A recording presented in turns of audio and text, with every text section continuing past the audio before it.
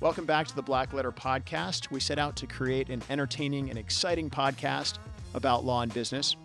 Blackletter, the name, comes from the Gothic typeset. Over time, Blackletter became the only font that English law books were printed in. It made it harder for kind of the common person to understand what the English law books said. Blackletter came to represent something that was law, that was set in stone, that was sort of old and a well-settled fundamental principle of law. We're here to demystify black-letter law. We're here to demystify things that happen in business and law and where those two meet. And I hope you have fun listening. Welcome back to the Blackletter podcast. With me for segment 3, I have Christine Nichlos. Christine is the owner, CEO, founder, the everything of people science, and HR and recruiting and RPO firm. They are based in the New York City metropolitan area. Christine talked about what her company does in the last 2 segments and some challenges that businesses are facing, including the Great Resignation and culture challenges and fitting those things.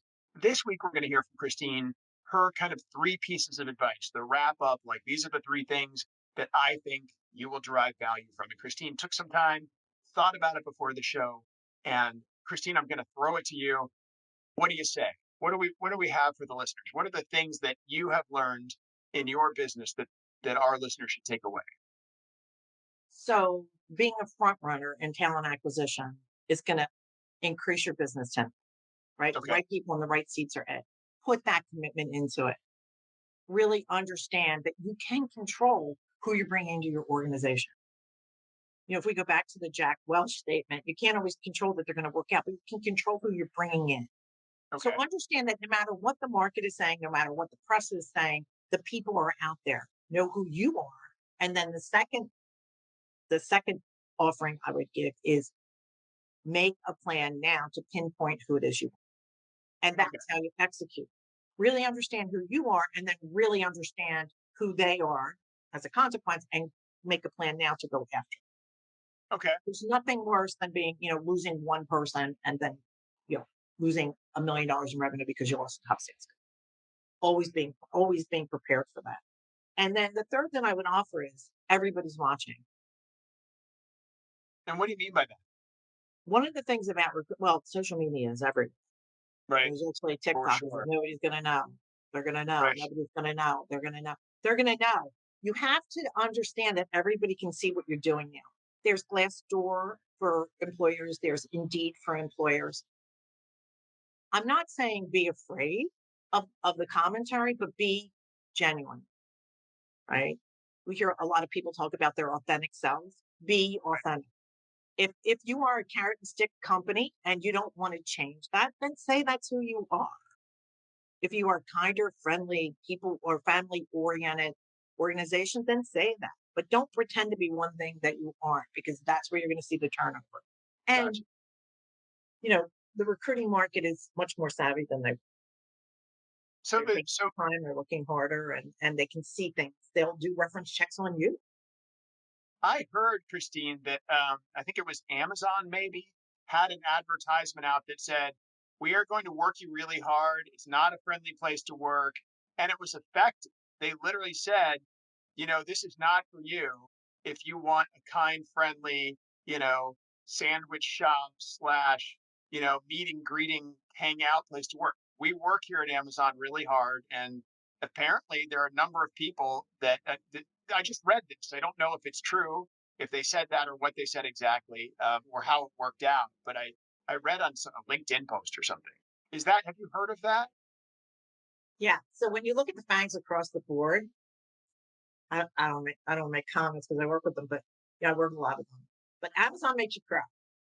Okay. Like internally, if I just get Amazon makes you cry, and they're good with it. The people who work there are okay with it. I mean, it makes you cry to the fact that they stress, because really that culture of disruption trickles through that entire organization. But man, if you're a disruptor and you want to do that kind of work and you like that buzz, so you're going to cry sometimes because it's stressful.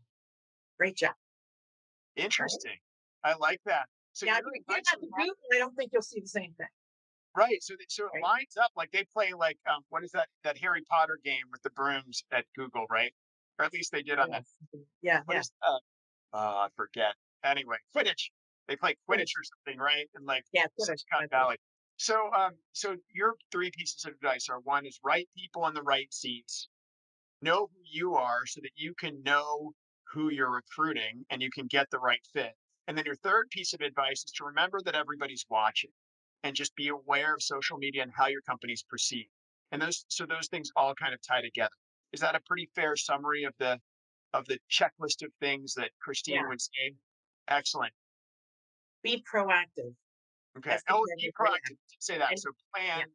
Understand that you can control who you're bringing in and you can make hires. You have to put the time and energy towards it. And then ask yourself every time you think that's not important, what you're going to do when you don't have somebody in that seat. Gotcha. Plan Okay. ahead. In other words, don't wait until you have the need to start hiring. You've got to start the hiring process or planning for it before you have the need. Or you're It's going an to ongoing thing all the time. And if you yeah, don't have the internal bandwidth to do it, outsource that. yeah, Partner even with a staffing firm that's really going to represent you. You that would makes sense. change yourself for an accountant, right? Especially not after if they said you don't have time to do your taxes. So do the same kind of research when it comes to your people. Makes sense. Makes sense.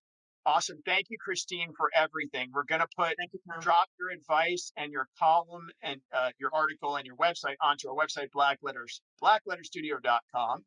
And thank you, audience, for joining us for another episode of the Blackletter Podcast, and Christine Nichlos for People Science. We will see you next time on the Blackletter Podcast. Email us with your comments about the show, tdunlap@dbllawyers.com, and visit our website, blackletterstudio.com. Download us wherever you get your podcasts. We'll see you next time on the Blackletter Podcast.